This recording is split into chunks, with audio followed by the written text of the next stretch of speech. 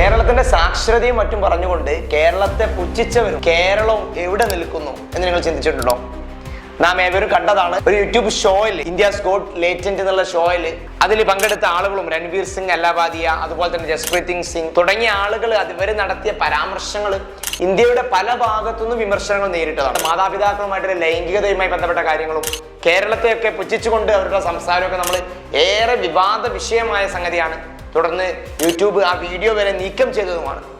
അതിൽ അവർ ചോദിക്കുന്നുണ്ട്, ഒരു മത്സരാർത്ഥിയോട് രൺവീർ സിംഗ് ചോദിക്കുന്നുണ്ട്, നിങ്ങൾ മാതാപിതാക്കളുടെ കൂടെ, രക്ഷിതാക്കളുടെ കൂടെ ദിവസേന അവരുടെ ലൈംഗിക രംഗം നോക്കി നിൽക്കുകയാണോ, അതോ അവർക്കൊപ്പം ചേർന്നുകൊണ്ട് എന്നേക്കുമായിട്ട് ഈ പരിപാടി അവസാനിപ്പിക്കുമെന്നുള്ള വളരെ വിവാദപൂർവമായിട്ടുള്ള ഒരാൾ മാതാപിതാക്കളുടെ ആ മഹത്വത്തെ താഴ്ത്തിക്കൊണ്ടുള്ള ചോദ്യം എല്ലാ ഭാഗത്തു നിന്നും ഇന്ത്യയുടെ ഭാഗത്ത് നിന്ന് വിമർശനം വരികയാണ്. അതോടൊപ്പം തന്നെ അവർ ചേർത്തിക്കൊണ്ട് ആ സമയത്ത് കേരളത്തെ പരിഹസിച്ചുകൊണ്ടും പറയുന്നുണ്ട്. കേരളത്തെ പരിഹസിച്ച ആളുകൾക്ക് കേരളത്തെ കുറിച്ച് അറിയാഞ്ഞിട്ടാണ്. അതിനുള്ള ഓൾറെഡി ആളുകൾ രാഹുൽ ഈശ്വരനെ പോലത്തെ ആളുകൾക്ക് ഓൾറെഡി ഒരുപാട് കേസുകൾ കൊടുത്ത് കേസുകളെ കൊണ്ട് കുടുങ്ങി നിൽക്കുകയാണ് അവർ എന്നുള്ളതാണ്. അതൊന്നുമല്ല നമ്മളിവിടെ ചർച്ച ചെയ്യുന്നത്. അവർ ഈ പുച്ഛിച്ച കേരളവും അവരും എവിടെ നിൽക്കുന്നു എന്നുള്ളതാണ്.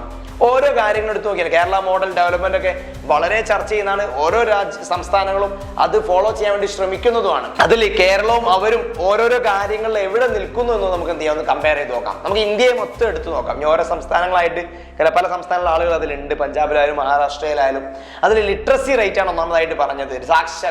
സാക്ഷരതയിൽ കേരളം നിൽക്കുന്നത് എവിടെയാണ്? 96.2% ആളുകൾ എഴുത്തും വായനയും അറിയുന്നവരാണ്. ഈ വെറും എഴുത്തും വായനയും പോയി അറിയുന്ന ആളുകളുടെ എണ്ണം ഇന്ത്യയിൽ മൊത്തം എടുക്കുമ്പോൾ 77% ഉള്ളൂ എന്നുള്ളതാണ്. അപ്പൊ എത്രയാണ് കേരളവും ഇന്ത്യയും തമ്മിലുള്ള അന്തരം? അതുപോലെ തന്നെ ലൈഫ് എക്സ്പെക്ടൻസി, ആരോഗ്യ മേഖലയിൽ ഏറ്റവും മെച്ചപ്പെട്ട് കഴിഞ്ഞാലാണ് സ്വാഭാവികമായിട്ടും ആയുർദൈർഘ്യം ഉണ്ടാവുക. നമുക്ക് അറിയുന്നതാണ്.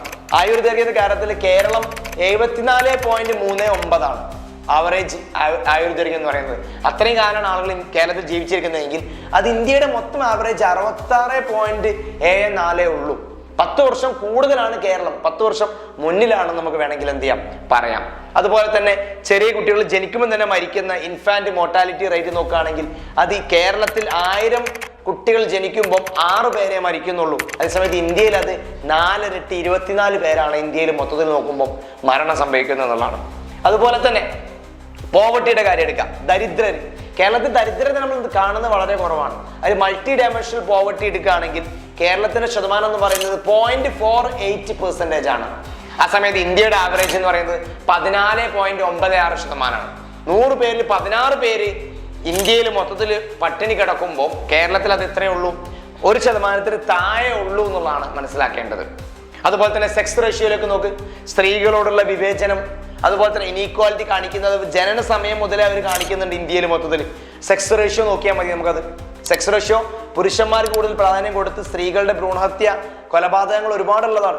അത് ഇന്ത്യയിൽ 1000 പുരുഷന്മാർക്ക് 943 സ്ത്രീകളെ ഇന്ത്യയിലുള്ളൂ. അതേസമയത്ത് കേരളത്തിലേക്ക് അത് വരികയാണെങ്കിൽ 1000 പുരുഷന്മാർക്ക് 1084 സ്ത്രീകളാണ്. അത് നമ്മൾ എന്ത് ചെയ്യുന്നില്ല, സ്ത്രീ പുരുഷ ഡിസ്ക്രിമിനേഷൻ കേരളത്തിൽ ഇല്ല എന്നുള്ള, അല്ലെങ്കിൽ വളരെ കുറവാണെന്നുള്ളതാണ് നമുക്കതൊന്ന് മനസ്സിലാക്കേണ്ടത്.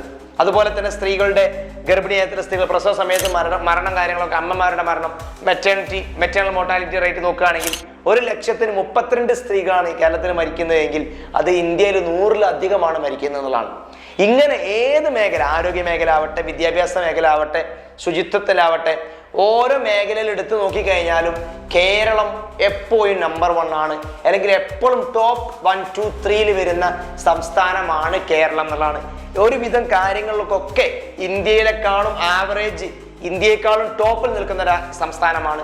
മാത്രമല്ല പല ഡെവലപ്ഡ് രാജ്യങ്ങളുടെ അതേ ലൈഫ് ഇൻഡിക്കേറ്റേഴ്സ്, ഹെൽത്തിന്റെ കാര്യത്തിലും ലൈഫിന്റെ എല്ലാ കാര്യങ്ങളും എടുക്കുകയാണെങ്കിലും ഇന്ത്യ ലോകത്തിൽ തന്നെ ഏറ്റവും ഡെവലപ്ഡ് ആയ രാജ്യങ്ങൾക്ക് തുല്യമായിട്ടുള്ള, അല്ലെങ്കിൽ അതേ രൂപത്തിലുള്ള ഒരു വികസന ആരോഗ്യ മേഖലയിലാണ് കേരളം നിൽക്കുന്നതാണ് ഈ വിമർശിക്കുന്ന ആളുകൾ മനസ്സിലാക്കേണ്ടത്. അപ്പൊ നിങ്ങൾക്ക് ജസ്റ്റ് കേരളത്തെ വിമർശിക്കാൻ പോലുമുള്ള അവകാശം അല്ലെങ്കിൽ അർഹത നിങ്ങൾക്ക് ഇല്ല എന്ന് ഈ അവസരത്തിൽ നിങ്ങൾ എന്ത് ചെയ്യുക, മനസ്സിലാക്കുക.